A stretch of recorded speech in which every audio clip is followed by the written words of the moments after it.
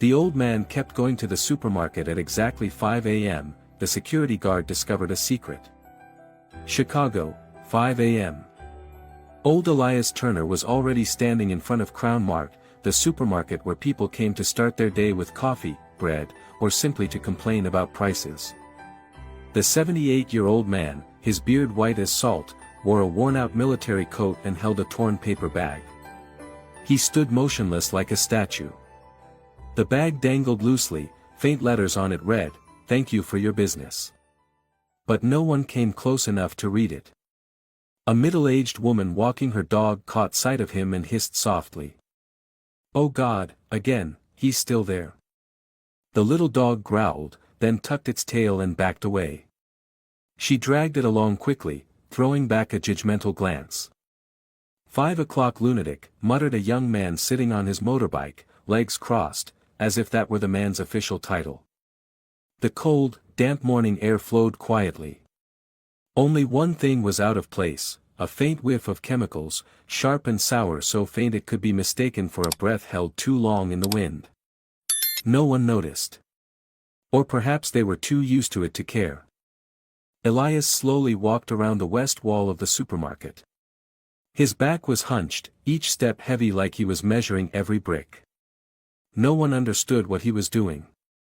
No one asked. And no one wanted to know.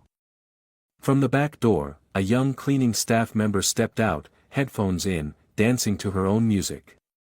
When she saw the old man, she froze. "It's him again. Seriously." She stepped back and pulled out her phone, dialing the internal line. Inside the supermarket, security office. Paul, the new security guard, 34 years old, buzz-cut hair, heavy black jacket, sat with his feet up watching a replay of a football match.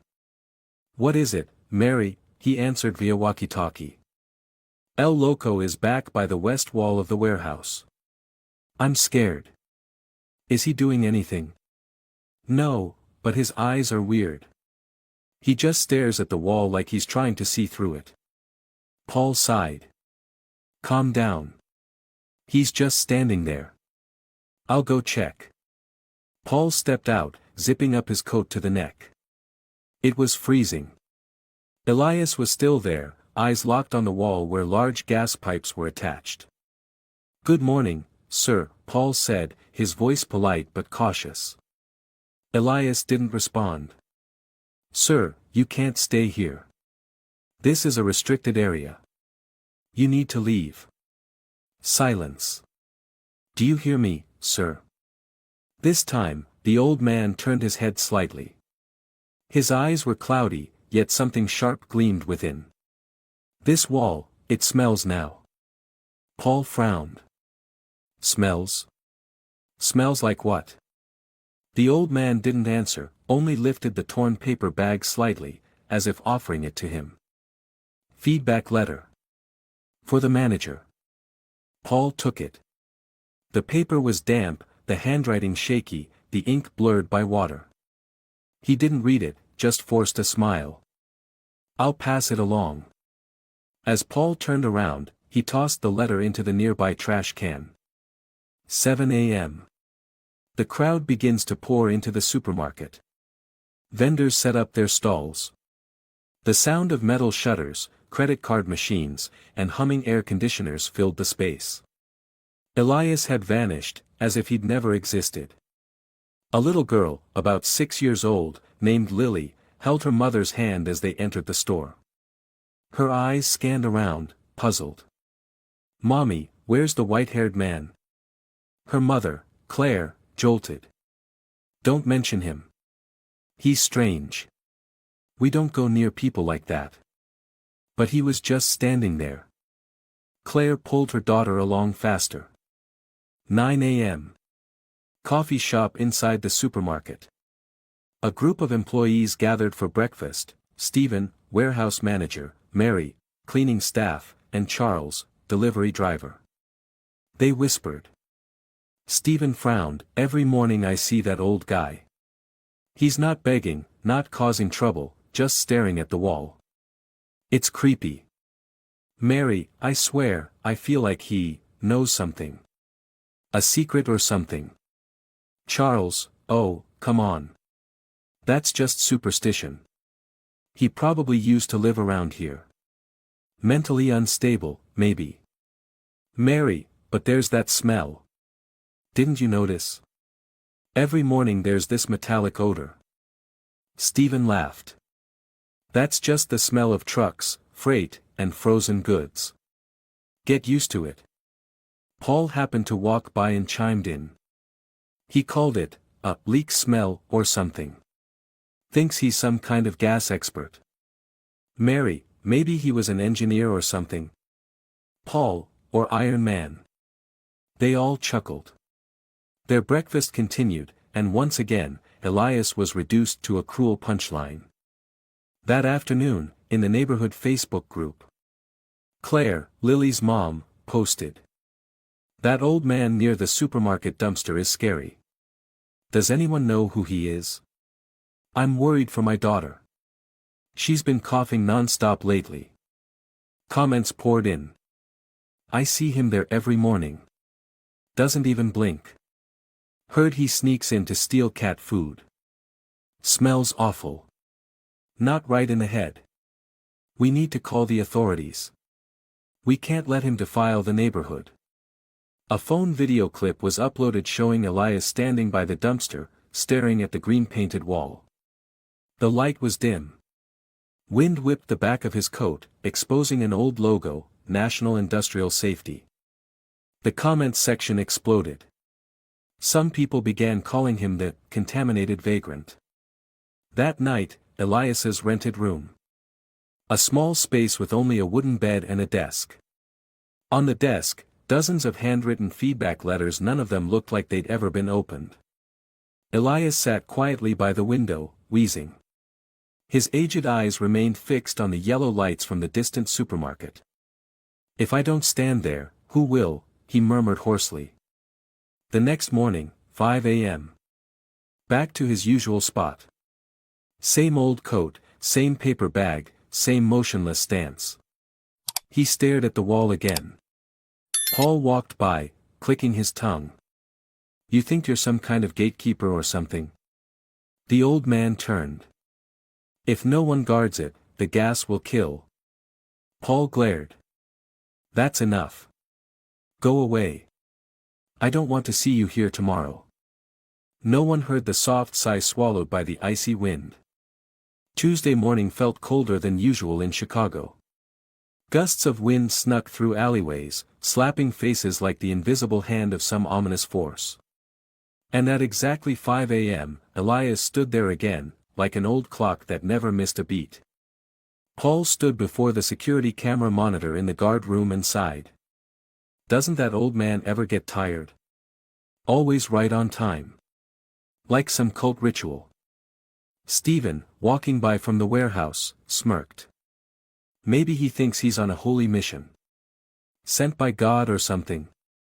The problem is, there's no law to make him leave. He's on public sidewalk. Not breaking any rules. Not yet, but he's disturbing the peace. At the dairy section, Beatrice, about 25, was stocking milk cartons. Rose, Lily's mother, stormed over, clearly upset.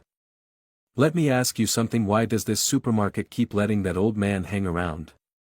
Beatrice looked confused. Who, ma'am? That white-bearded man. Always standing by the west wall. My daughter has bronchitis. Doctor says it could be toxic fumes. I bet it's from that stinky old guy. I think he just stands there. Stands there. Stands next to a reeking dumpster, staring at the store like he's putting a curse on everyone. If your granddaughter had been coughing for a week, would you still say, he just stands there? Beatrice hesitated. Rose walked off. At the same time, outside, George, a communications student intern, was having a rushed breakfast. He pulled out his phone and started filming Elias from afar. The old man remained still, the wind lifting part of his coat, eyes locked on the wall as if waiting for a crack to appear. George whispered. Now this is viral material. He adjusted the lens, zoomed in on Elias's face, and added a caption, "Mysterious stranger outside warehouse dangerous or heartbreaking?" He uploaded the video to his TikTok. At George_Realidad, with the caption. Since last week, this old man has been standing silently outside the West Warehouse wall of Crown Mart every morning at exactly 5 a.m., not a minute off. Why? Hashtag 5M stranger hashtag cold Chicago. Within less than an hour, the video had over 20,000 views. At a nearby coffee shop, two elderly women watched the video on a phone. I just saw that clip. The man looks terrifying. A real person but feels like a ghost. Those eyes gave me chills. These days, mental illness is everywhere. Better safe than sorry. 11 a.m. inside the supermarket security office. Paul received a call on the internal line. Hello. The voice of Raymond Mitchell, the branch director, came through cold and sharp. Paul, I just received a report from the communications department. There's a video going viral of an old man standing next to the supermarket warehouse. Know anything about it? Yes, sir. I do. That's the old man who stands every morning at 5 a.m. in front of the West Wall. Why hasn't it been dealt with? He's not doing anything illegal, just standing there. Paul, I'm not asking for excuses. I want results. And the result is, he is no longer to be seen near the main entrance. Internal directive. Is that clear? Yes, understood. 2 p.m. employee break area. Mary was watching the video on her phone and sighed. People are really starting to hate him now. Laura, sitting beside her chewing a sandwich, looked annoyed. Well, yeah. He stinks. Last time I walked by, I nearly threw up. I just feel bad. He doesn't ask for anything, never says anything rude. Stephen interjected, not talking doesn't mean harmless. Silence can be even scarier. That evening, a new post appeared.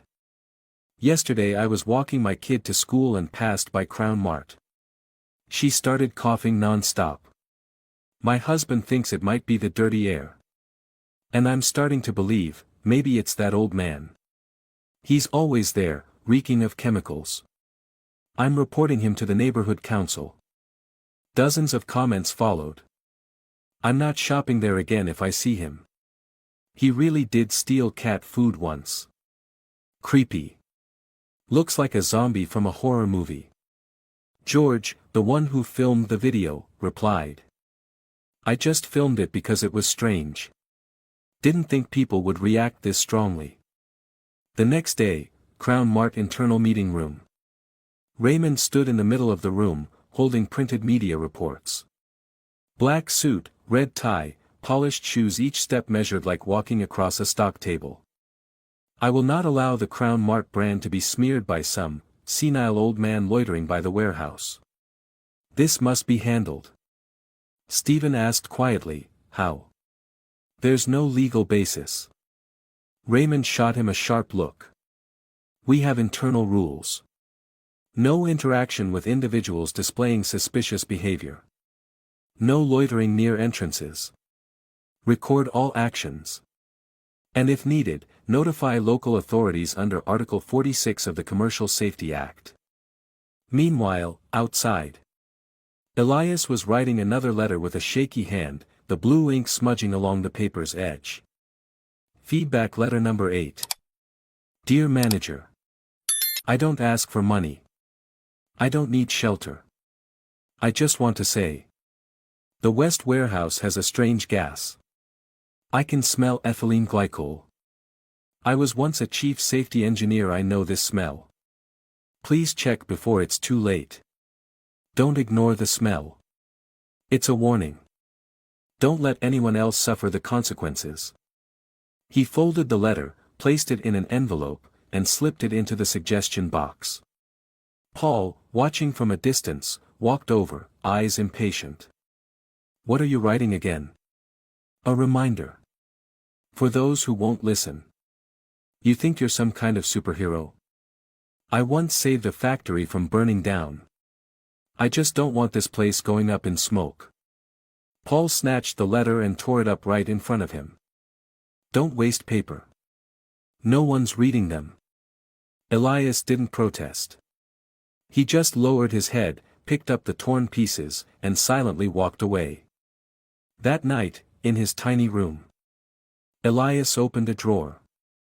On the old wooden shelf was a black and white photo of him in a safety engineer's uniform, standing among rows of industrial pipes, his expression stern. Next to the photo was a small wooden frame labeled Chicago Chemical Co. 1992. Chief Engineer Elias Turner. He gently stroked the photo and whispered. Back then, they listened. Now, I'm just a shadow.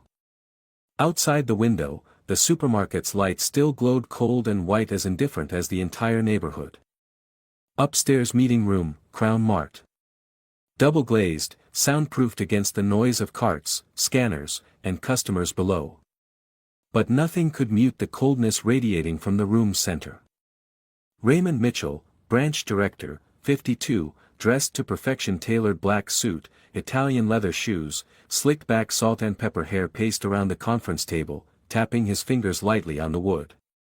I'll ask one last time, is anyone still planning to bring up that old man? Denise, internal safety officer, around 40, spoke quietly. Sir, staff are still reporting a strange smell from the West warehouse. And he. Raymond cut her off, voice hard. Mr. Elias is not one of my employees. And those strange smell reports are scientifically unsubstantiated. I already signed off on the safety report. Stephen, the warehouse manager, swallowed hard and raised his hand. But yesterday, Laura had to leave mid-shift from coughing.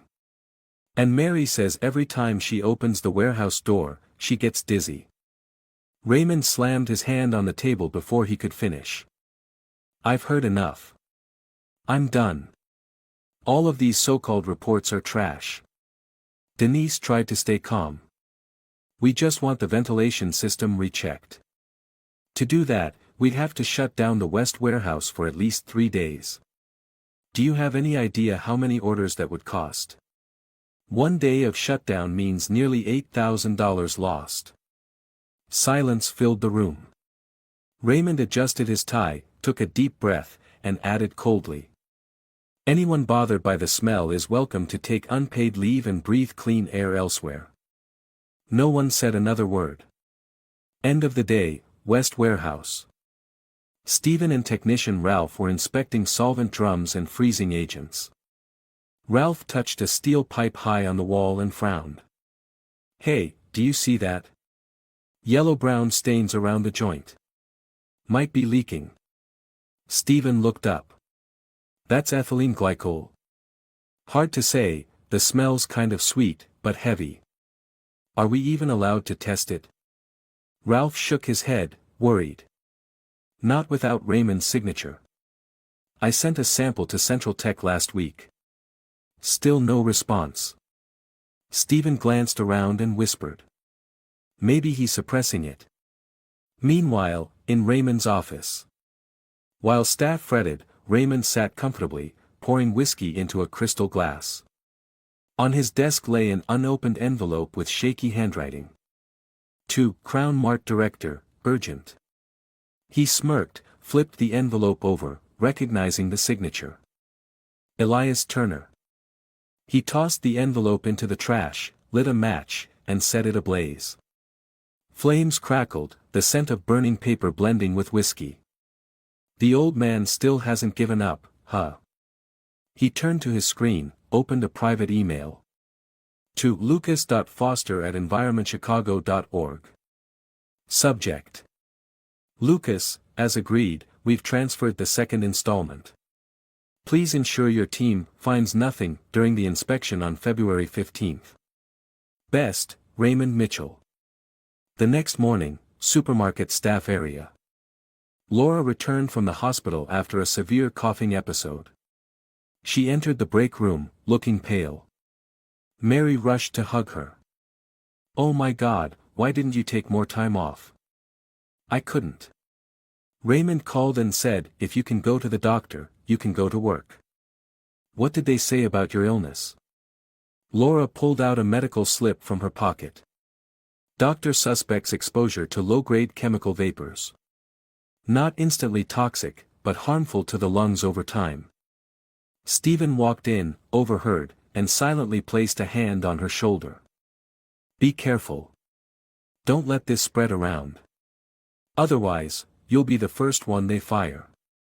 Security office, Paul. Paul was reviewing surveillance footage and saw Elias quietly dropping another envelope into the suggestion box. This guy's relentless. He walked out, pulled the letter from the box before anyone else could see it, ready to throw it away but paused. He read a few lines. I personally supervised industrial gas systems. Look at the discoloration on the wall, the faint acidic smell in the morning. It's ethylene glycol. Don't ignore it. Paul frowned, held the letter up, and muttered. What the hell is ethylene glycol? That night, Denise is home. Denise, the internal safety officer, was looking up ethylene glycol on her computer. This substance is commonly used in industrial cooling systems and antifreeze. Highly toxic with prolonged inhalation. Colorless, mildly sweet odor. Can damage liver, kidneys, and lungs. She sat up straight and murmured. Could that old man be telling the truth? The next day, director's office. Denise stepped in with a file in hand. Mr. Raymond, I'm formally requesting an inspection of the gas pipelines in the West Warehouse. I have grounds to believe. Raymond didn't look up. No. But at least. I said no. That's final. If this leads to serious health issues later, we could be sued. Raymond stood, his voice sharp as a blade. If you're so concerned, maybe you should consider switching careers. Try working in public health. Denise clenched the file and walked out, her face expressionless. The door shut behind her with a cold click. On social media, a second video appears. George recorded another clip, this time of Elias quietly staring at a yellow stain on the warehouse wall. He pulled out an old handkerchief and gently wiped the surface. The cloth turned a deep brown. Caption. The mysterious old man returns, this time cleaning the wall. Madman or man who discovered danger? The comments split into two sides. I'm starting to think maybe he really does know something. No way. He's clearly mentally ill. Creepy. But what if someone really found a toxic leak? That's bigger than any news story. An anonymous account commented. Ethylene glycol is colorless. If it's present, no one will know, until it's too late. 5 a.m. A new day. Elias returned again. He stood at his usual spot. But this time, his eyes shifted to the security camera above him. Paul, watching from the security room, froze as Elias stared directly into the lens. Then the old man lifted a sheet of A4 paper. Large, scrawled letters read. You are breathing in deadly air every day. Paul swore under his breath. God damn it. That night, Raymond's office. Raymond answered a call from an unknown number. The voice was deep, unfamiliar, yet somehow familiar. If you don't shut down the West Warehouse, someone's going to the hospital in a few days. Or worse. Who is this? I once saved this city from a gas explosion in '92. I won't let Chicago be poisoned again. Old man, is that you? Yes. Elias Turner. The line disconnected. Raymond clenched his fists, breathing heavily. In an alleyway in the neighborhood. Denise met Stephen in secret. I have proof, the air sample results from last week show ethylene levels exceeding the limit. But someone forced the lab to suppress the report. Stephen whispered, was it Raymond? Without a doubt. But I can't release anything without someone else standing with me. Stephen stared into the distance and said. Elias. He's the only one who dares stand. Denise nodded. He's the final piece, but everyone's pushing him away like he's a ghost. Chicago remained cold. Not the kind of cold caused by weather, but a chill born from suspicious glances, whispered rumors, and locked doors. And then, like a silent vow to himself, Elias Turner appeared once more at 5 a.m. Same faded military coat, same paper bag with the faint words, "Thank you for your visit." He stood before the west wall of Crown Mart as if he were part of the architecture, something ancient and immovable. But now, he was no longer silent. Security office, 5:10 a.m. Paul took a drag from his cigarette, eyes fixed on the camera screen. There he is again. Like a ghost that won't move on. Stephen, making coffee, asked. Has he ever come late? Not a single day. Always 5 a.m. sharp. Like he's programmed. I'm starting to think he's guarding something. Paul scoffed. Guarding what? A warehouse hemorrhaging chemicals. Outside, Elias placed another letter in the suggestion box. This time, it was sealed with tape, wrapped in plastic. On the outside in big bold letters. Urgent, if this letter is destroyed, check the camera at 5:12 a.m. He took out a pen, hand trembling, and added. I'm not crazy. I just don't want anyone to die. 7 a.m. staff arrival. Mary saw Elias inside. He's still there. Laura, clutching her nasal spray, replied. My cough is back. I don't even know if it's from the smell or just paranoia anymore. Has anyone read his letters? Paul walked by and sneered. I read them. Then I tore them up. Mary frowned. Why? Because he's an undiagnosed mental patient. And I'm a guard, not a goddamn mailman. 9 a.m. employee meeting room. Stephen presented again about the strange smell coming from the West warehouse. Denise looked around and lowered her voice. I've seen the old pipeline blueprints. The spot where Elias keeps staring, behind that wall is a junction where two chemical lines meet. Paul shrugged. If that's true, why doesn't he go straight to the authorities? Why just stare at a wall every day? He did send letters. But they never made it. Mary murmured, glancing at Paul. Paul didn't respond. But something flickered in his eyes. Raymond walked in still as crisp and cold as ever. He looked around and said. I heard someone mention letters from the 5 o'clock old man.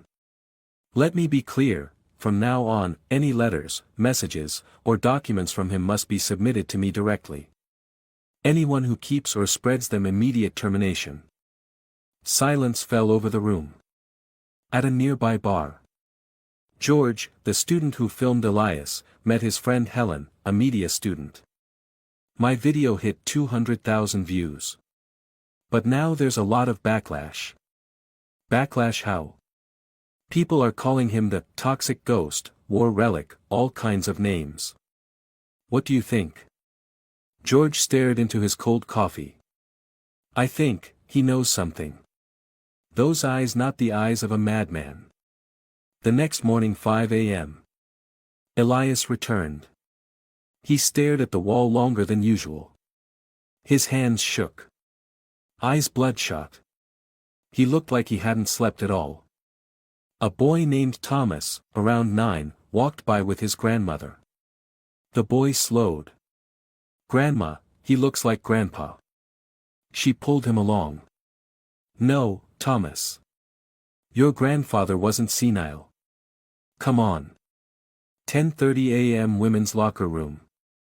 Laura opened her locker and gasped as a sheet of paper dropped out, a copy of one of Elias's handwritten letters, neatly sealed in a plastic sleeve.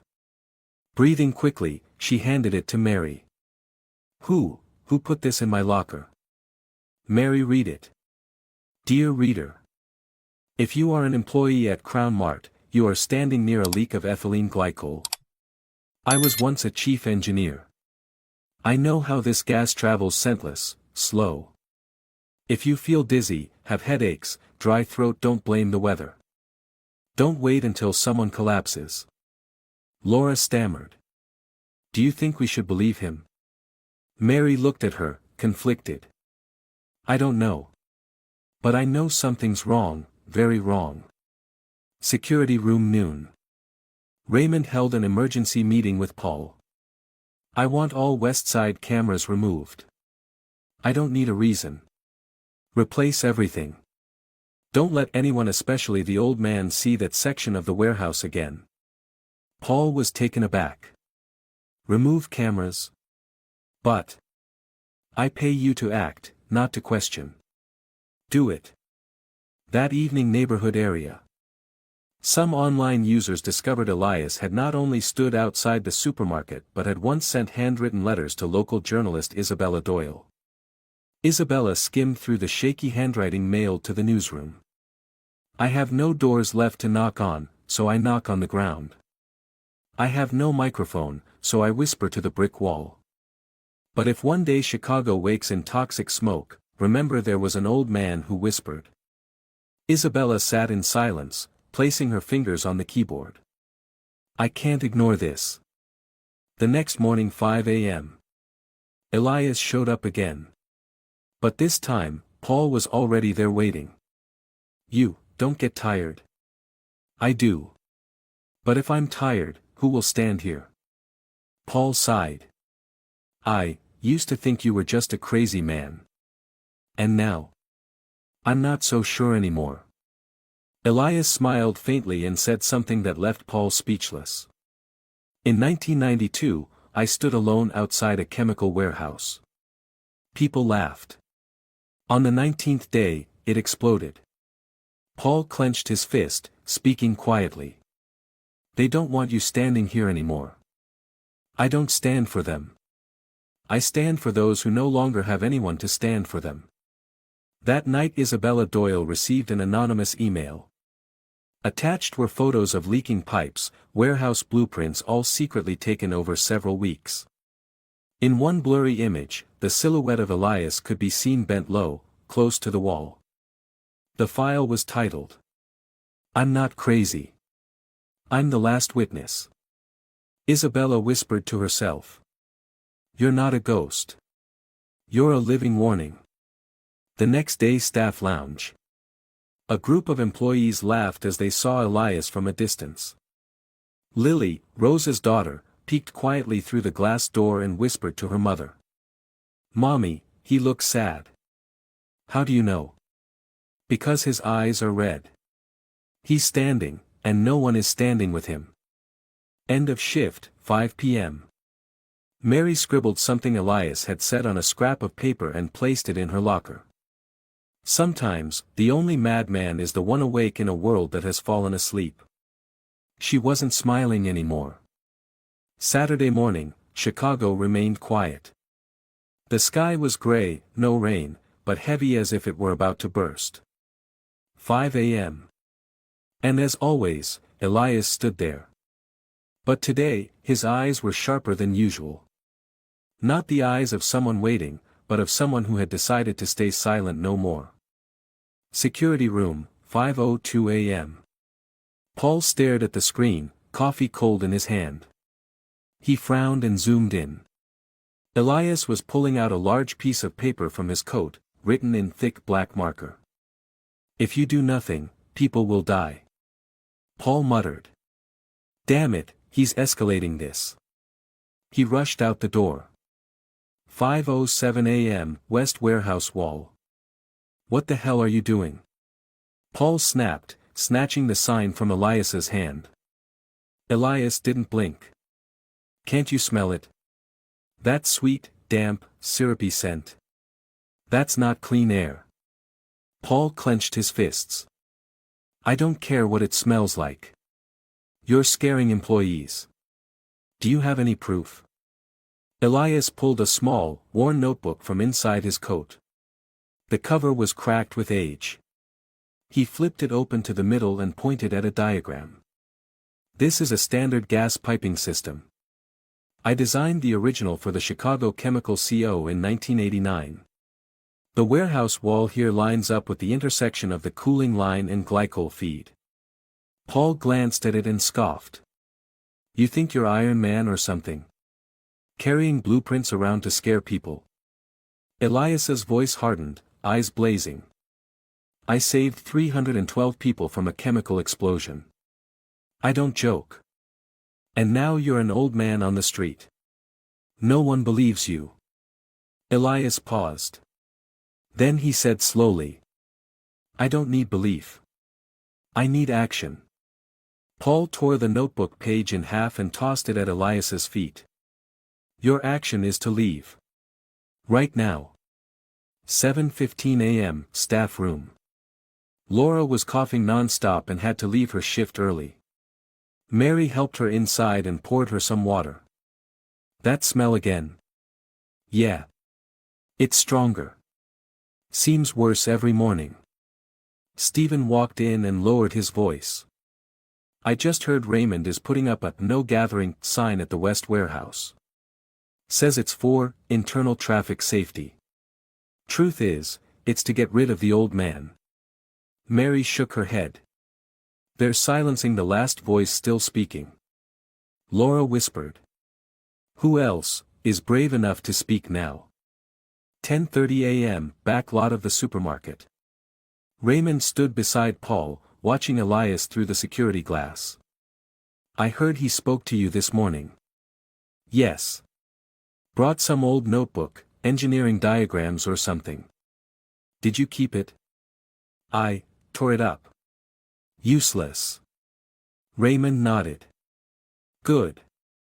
From now on, he's officially mentally unstable. We'll file an internal report with that conclusion. Can you confirm he made threats or strange statements this morning? Paul hesitated. He said, if nothing is done, people will die. That qualifies as a threat. Write it up. I want every staff member to know they are not to interact with him. 2 p.m. Internal memo, via email to all staff. Subject, external individual warning. To all employees. Management has received official reports that an individual, Mr. Elias Turner, has exhibited threatening behavior, made erratic statements, and falsely claimed to be an engineer without valid credentials. This individual is believed to be mentally unstable. All employees are instructed not to interact, not to engage, and to call security if necessary. Sincerely. Raymond Mitchell, General Manager. For 20 p.m., break room hallway. Mary sat next to Denise, pointing at the email on her phone. So this is how they shut him up. Denise nodded, eyes tired. If he's crazy, then so am I. Do you still have the air sample from the other day? Yes. But it's not enough by itself. Without a witness, it's just hearsay. The next morning, 5 a.m. Paul arrived early, waiting at the corner. When Elias showed up, Paul held up a hand. You can't stand here anymore. You're banned from contact with anyone at this store. Elias said nothing. Paul added, more quietly. I don't hate you. But I've got a job. I've got a kid. I can't stand with you. Elias looked at him and replied slowly. I had a grandson once. He died at age 7. Lung cancer. We lived near a chemical facility. No one believed me then either. Paul fell silent. I stand here because I don't want another child to die like he did. Inside the supermarket. Laura scrolled her phone and came across a blog post by Isabella Doyle. Someone called "Mad" may just be the one telling the truth no one wants to hear. Elias Turner may have been an engineer. He may be a superstitious old man. Or he may be the last person still trying to hold on to what's right in a city that no longer listens. Tears welled in Laura's eyes as she read. That afternoon, Elias was no longer allowed near the premises. He stood across the street now. Farther. Quieter. People glanced at him, but no one stopped. A garbage truck passed by. A faint, acrid scent lingered, then faded. Raymond stepped out of the store, looked briefly in Elias's direction, then turned away and exhaled. I won't let a shadow ruin the system I've built. Night, Elias's small room. He sat by the table in the dark. In front of him, photocopies of 27 unread complaint letters, and several photos of cracked pipe joints. He turned on a small radio by the window and listened to the news. Nothing unusual reported in the west residential area of Chicago. However, a few residents have noted strange odors in the early morning. He whispered to himself, like a breeze. It's not a strange smell. It's a warning. But you chose to cover your noses and ears. The next morning right on time, Elias returned. But Paul didn't come out this time. Instead, a sign had been erected in front of the warehouse. No loitering. By order of management. Elias stood quietly just outside the white-painted boundary, his shadow the only thing touching the wall. A female employee named Grace Moore, working the morning shift for the first time, saw him and asked Mary. "Who's that?" Mary replied softly. "Someone who once warned us, when no one wanted to listen." And that afternoon, in the season's first wind, Elias didn't appear. Only a blotch of blue ink remained below the suggestion box. Like tears. Chicago, Monday morning. 5 a.m. An emptiness. A moment of silence. The west wall of the warehouse was lit only by a dim yellow light reflecting off the bricks. No white-haired man. No torn paper bag. No eyes piercing the wall. No one came. Mary was the first to notice. She passed the warehouse at 5:20 a.m., as she always did. "He's not here today," she said softly, surprised even by her own voice. 7 a.m. staff room. Laura entered, her eyes still red from a sleepless night. She took off her coat and sat down, coughing. Stephen looked at her and asked quietly. "You're still not better?" "No. It's worse every morning." "That smells stronger today, right?" Mary added. "It's not just the smell. I felt dizzy when I passed the warehouse earlier." Laura whispered, almost confessing. "I'm starting to believe him." They looked at each other. No one spoke. Director's office 8 a.m. Raymond sat at his desk, reviewing the day's shipping list. Paul entered and placed a coffee mug on the desk. He didn't show up. Raymond didn't look up. "Who?" "Mr. Elias."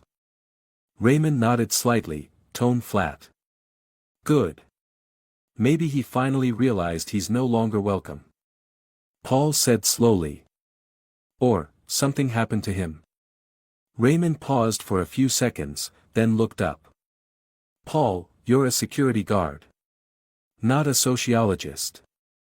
Please focus on your job keeping things in order." 10:15 a.m. West Warehouse. Mary was sweeping the floor when she suddenly stepped back, covering her nose. "Ugh.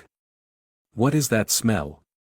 She turned to Ralph, the technician inspecting a water pipe. "Ralph, do you smell that?" Ralph stood upright and nodded. "Sweet, kind of suffocating. Smells like glycol." Mary's eyes widened. "You know what it is? I used to work in an industrial refrigeration unit. Glycol solution has a distinct smell when it leaks like fermented fruit." She stepped toward the wall where Elias used to stand. "And if it's been leaking every day? Then we've basically been breathing it in 8 hours a day." 12 o'clock noon. The first incident. A scream rang out from the loading bay. Laura had collapsed while filling out a delivery form. Her head hit the steel table edge, blood trickling from her temple. Employees rushed over in panic. "Call an ambulance. Now." Stephen arrived and helped lift her. Mary cradled her head, calling her name. "Laura." Can you hear me? Laura opened her eyes weakly and whispered. The smell, it's too strong. 3:30 p.m. Mercy Hospital. Laura was taken to the ER. Dr. James Rogers stepped out to meet Stephen and Mary, his voice grave. She's showing signs of mild gas poisoning. Not from a single exposure, this is from prolonged contact. Mary's voice trembled. Is it ethylene glycol? The doctor frowned. You suspect that too? We're not certain yet. But if that's the case, then your workplace is a high-risk environment. Meanwhile, Raymond's office.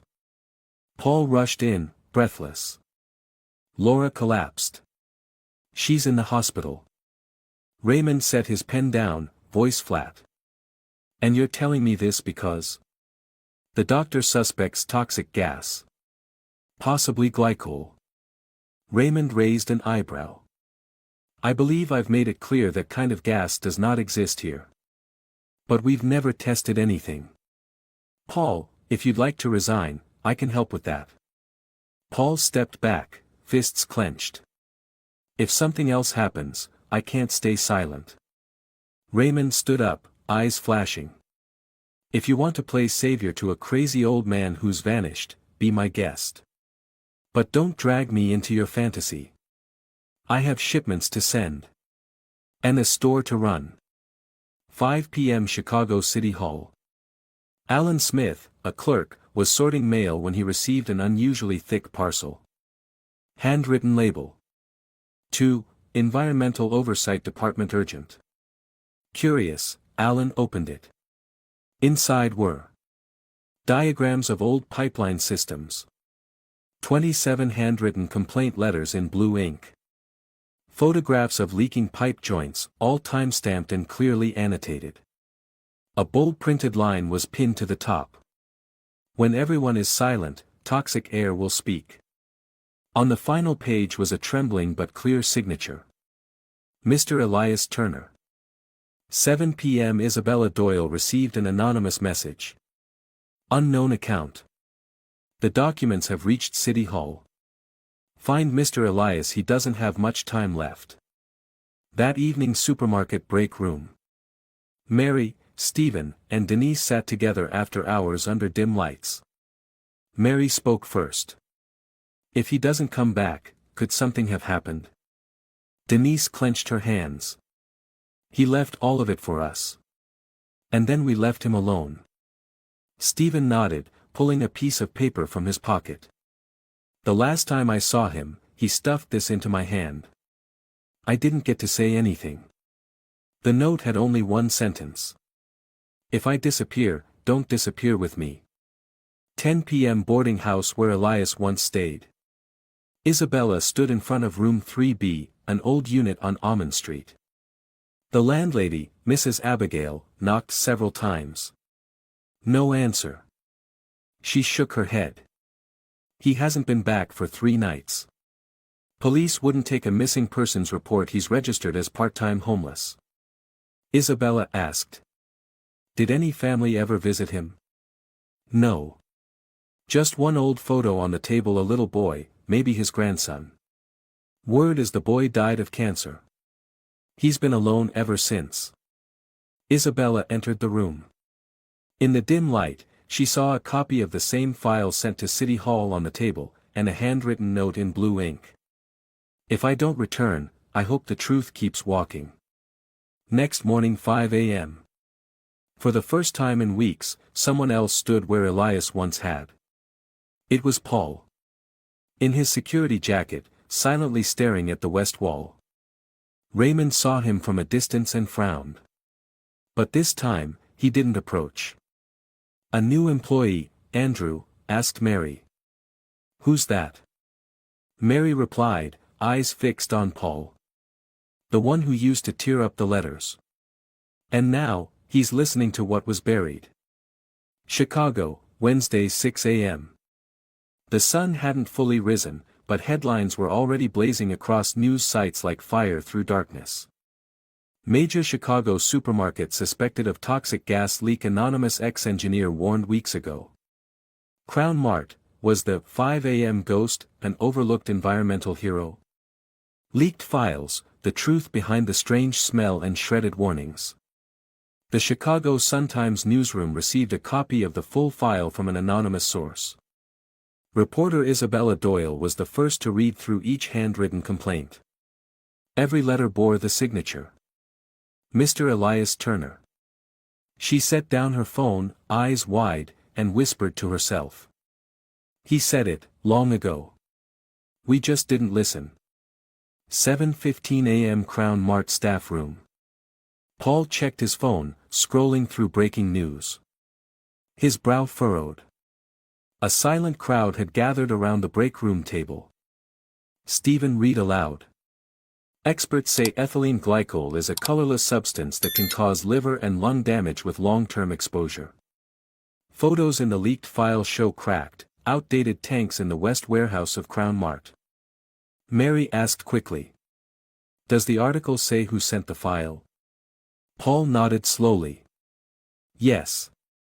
Final signature, Elias Turner. Denise buried her face in her hands. He told us. He screamed it every morning. And we covered our ears. 8 a.m. Raymond's office. The door slammed open. Raymond stood at his desk, holding an iPad, his face burning red. Paul. In here. Now. Paul entered slowly. You've seen the news. Of course I have. Raymond threw the iPad on the desk screen, still showing a headline. The 5 a.m. ghost was a former engineer who saved a city in 1992. Who leaked this to the press? Who sent the file? Paul answered without blinking. I don't know. Don't play innocent. You used to tear up his letters. Now you want to play the hero? I don't want to be anything. But if he really saved hundreds from an explosion back then why didn't we listen this time? Raymond snapped. Because I'm not letting some senile old man destroy the career I've built for 25 years. Paul stood silent. Raymond slammed the desk. We need to fight back. Release a press statement. Call it fake news. A smear campaign. Blame an outside party. 9 a.m. Isabella Doyle appeared outside Crown Mart. A group of reporters had gathered. Cameras, mics, live streams.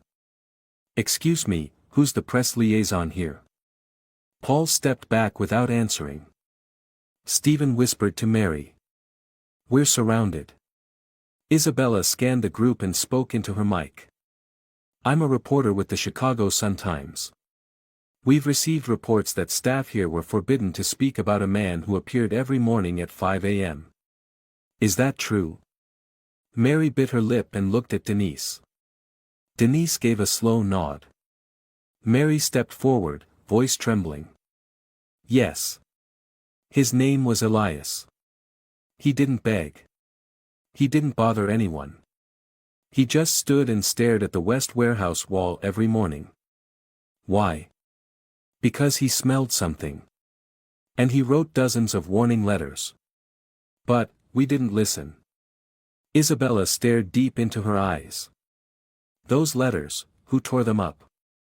Paul spoke. I did. All eyes turned to him. But he didn't step back. I tore them because I thought he was crazy. I was wrong. Another reporter asked. Who took the photos in the leaked file? Paul replied slowly. I don't know. But Isabella's eyes said she believed he did. And that he was protecting someone. Meanwhile, Raymond's crisis meeting. Across from him sat Angela Roberts, brand crisis consultant. You need to release a statement immediately. Deny everything. Blame a third party. Call it fabricated documents. Bring in a professional to say there's no leak. Raymond nodded. Good. You handle media. I'll deal with staff. And I want to know who leaked that file. 12 p.m. Second article goes viral. The man called the 5 a.m. madman was actually Elias Turner, the engineer who prevented a chemical explosion in Pittsburgh in 1992. His grandson, William Turner, died in 2017 from lung cancer. Their old house stood right next to an ethylene glycol storage facility. He once swore he wouldn't let another child die because of silence. Paul read the final line and exhaled a long breath.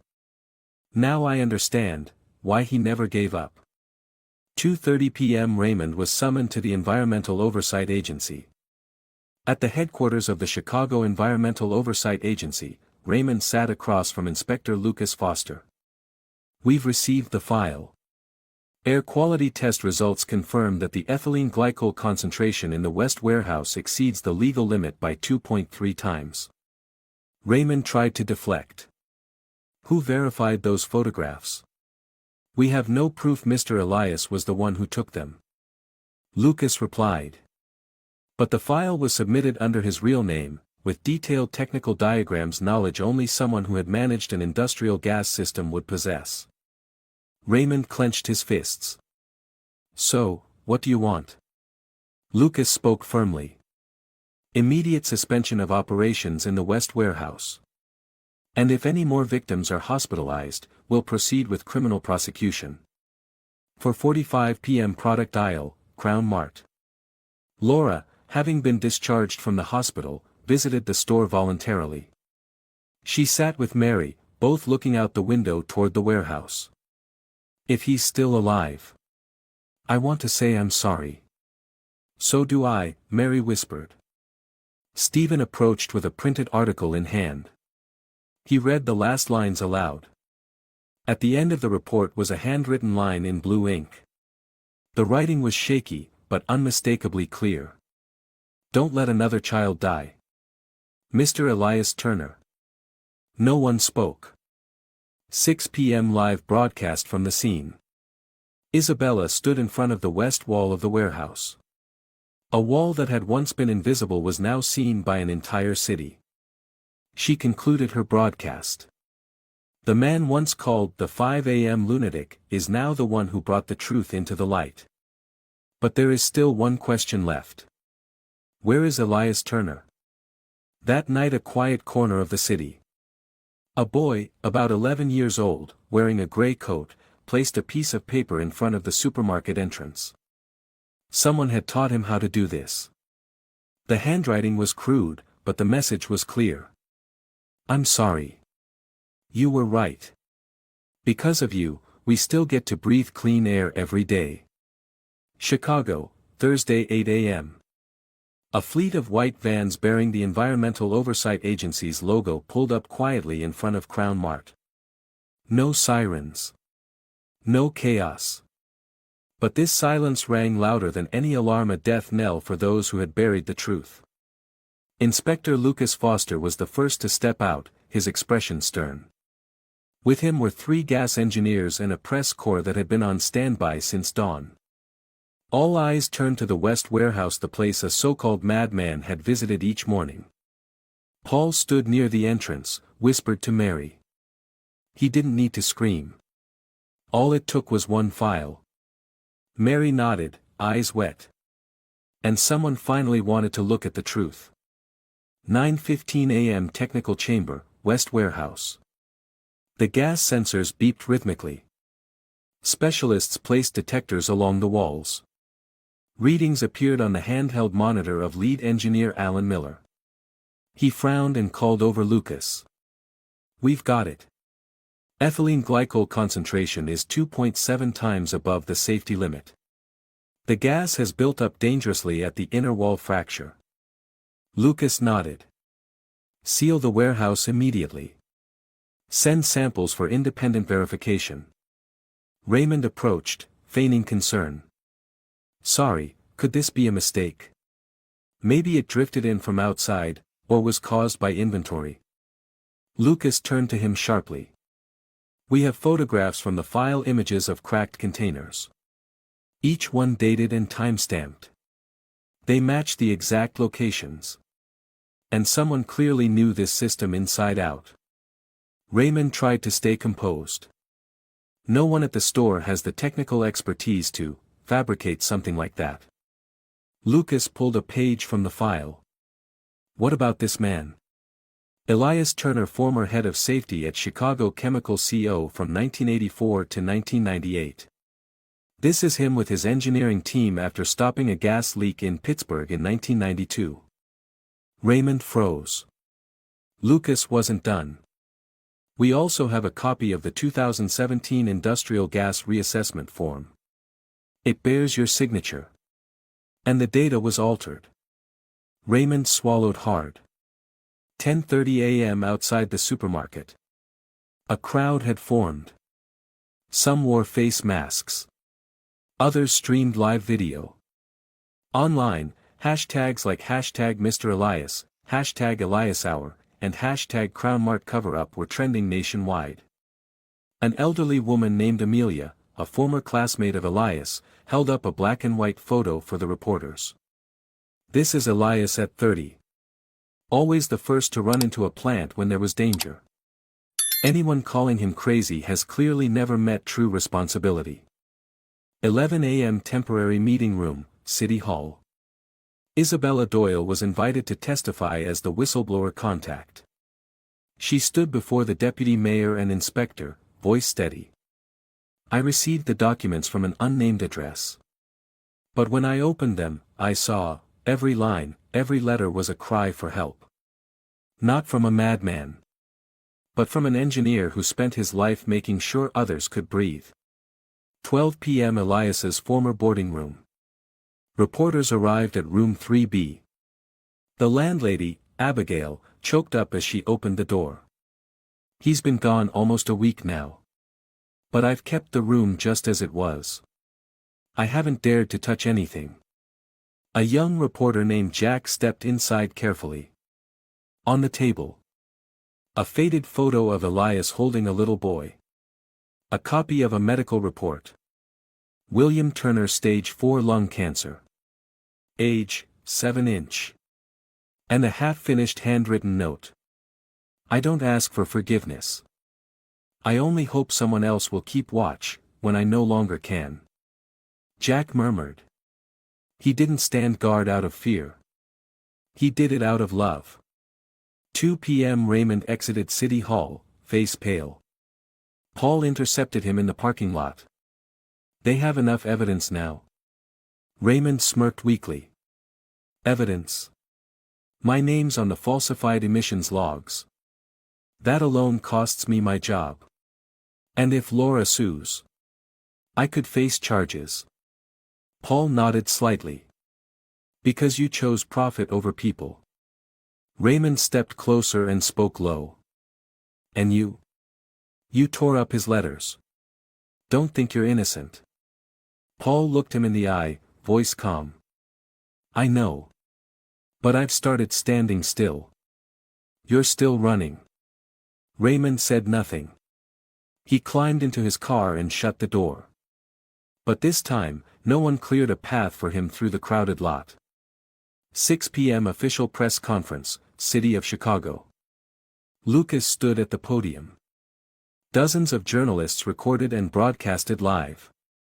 We confirm, there has been a gas leak of ethylene glycol at the West Warehouse of CrownMart. The cause was not only aging equipment, but intentional suppression of inspection reports. Employees had raised concerns, but they were ignored. A reporter asked.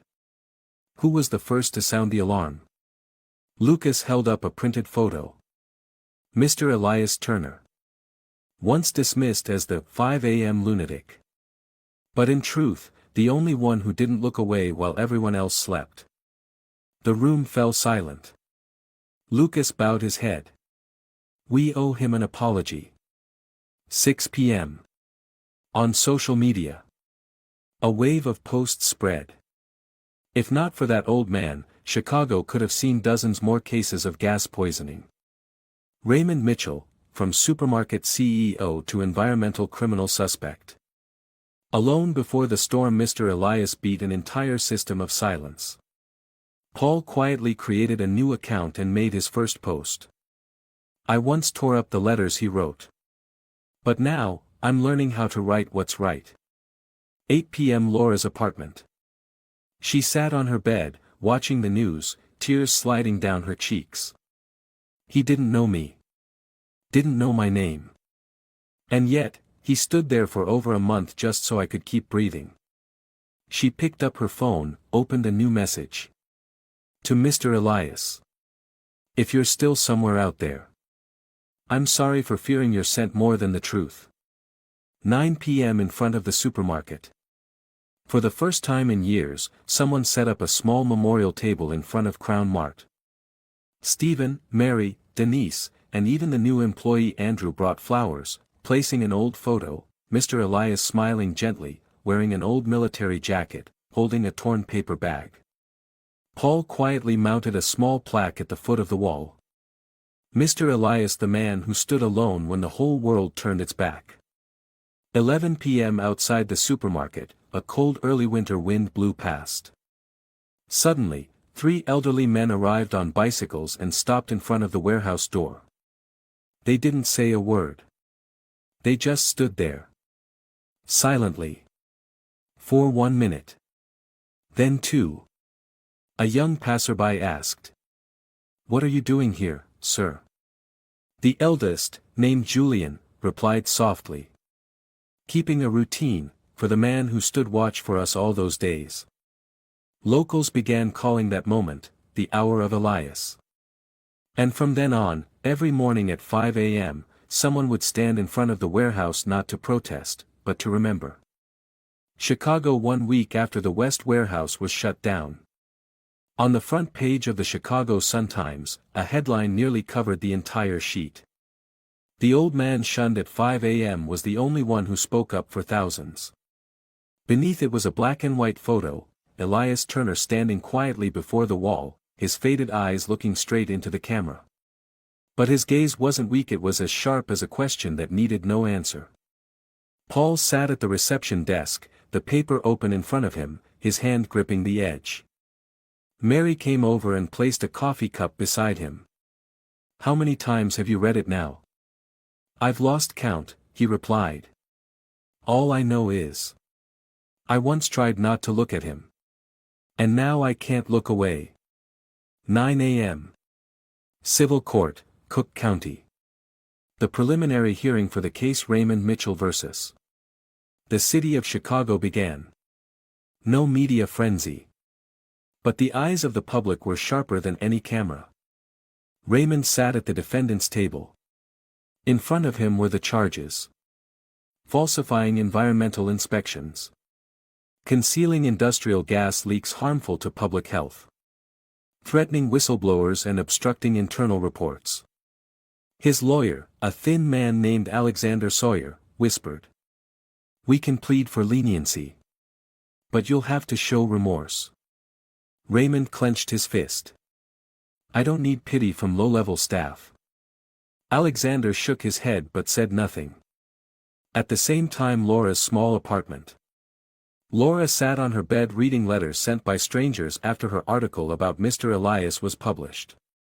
"I read your story, and I cried. I used to work in a factory where no one believed an older engineer who warned us of something similar. Thank you for speaking out. Because of you, I told my kids about a man who stood alone for our neighborhood."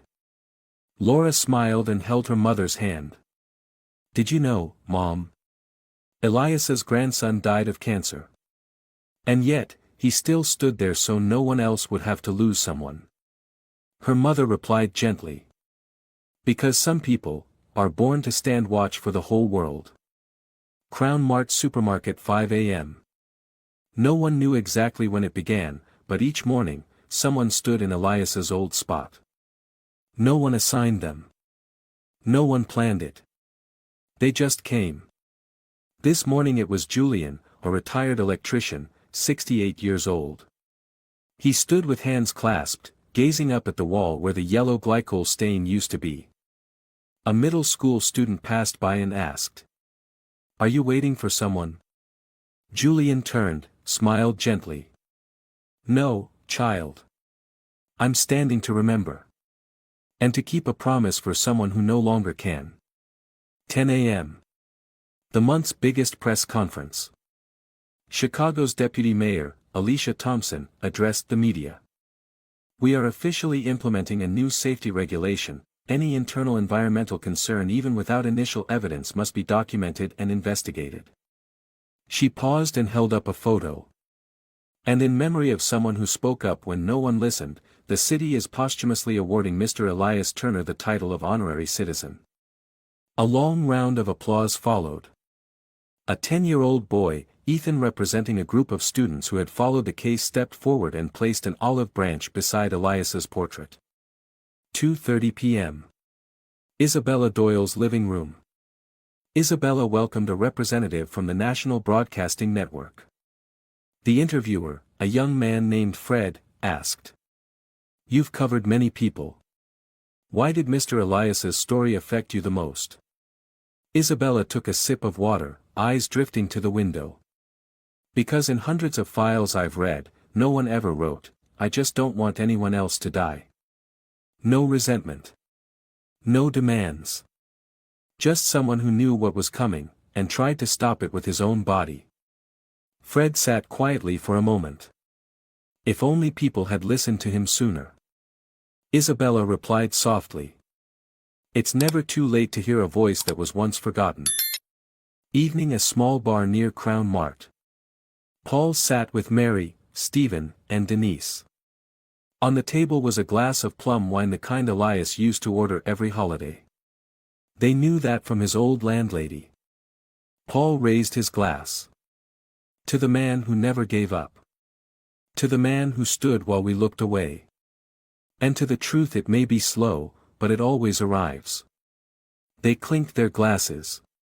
Denise said, "I've applied to work at the Environmental Agency. I want to stand on the side of truth, not just forward emails." Mary smiled. "You'll be the first to sound the alarm if there's another case, right?" Denise answered, eyes serious. "No. I'll be the second. The first will always be him." 1 week after the memorial for Mr. Elias. At the main entrance of the supermarket, a bronze plaque was installed. Mr. Elias Turner, 1945. The man who stood alone when everyone else turned away. The one who smelled what no one wanted to believe. The one who helped Chicago keep breathing. Customers stopped to take pictures. A mother told her son, "This is the man who once protected this place, you know." The boy nodded, eyes wide. "I once wrote him an apology note.